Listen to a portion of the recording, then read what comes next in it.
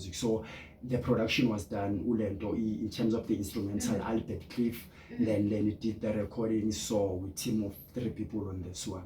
Wow, this is amazing. This is a very good job. So we have a comment from Ken. Ati, you are doing a very good job. Raising daughters is not an easy job, but big ups to you. That is cute. Thank you so much, Ken, for that. Thank you so much. So tell us, when did you start taking your career seriously, especially the music side of things? Oh, okay. The step of taking it seriously, maybe it's another step that I can like pick a moment whereby I've taken my art or music seriously, because I've started this thing when I was very young. I started dancing when I was 12 years. At 12 I think I started art like at 12.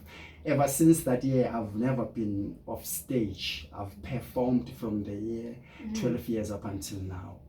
So I was doing dancing, this jive and machita. Eventually, time went on. We started to mime, studio ngomazis, obomandoza, and all that. Then from there, everyone stopped doing that thing, but I carried on. I included poetry. I've been organizing shows. I've been doing everything. I was fortunate to work on a community radio station. I think that's where my love for art became very seriously, because I was the face of entertainment back at home in a small town, Bergastov, my hometown. So I did all of those things. I think I've been art and entertainment ever since. And ever since then, I think I've been taking myself serious, because as I'm saying, art was always around me. So I had to, I've always been me. So what's your music about? Does it have a specific message? Is it about love? Is it about money? Is it about what is your music all about? What message are you portraying to people?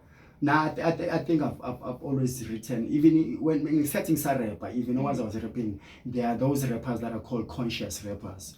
I was those. I was always a conscious rapper, which is we write about consciousness, life, which is love your brother, love your sister, love your mother. Then I will talk about poverty, how do you get yourself out of poverty.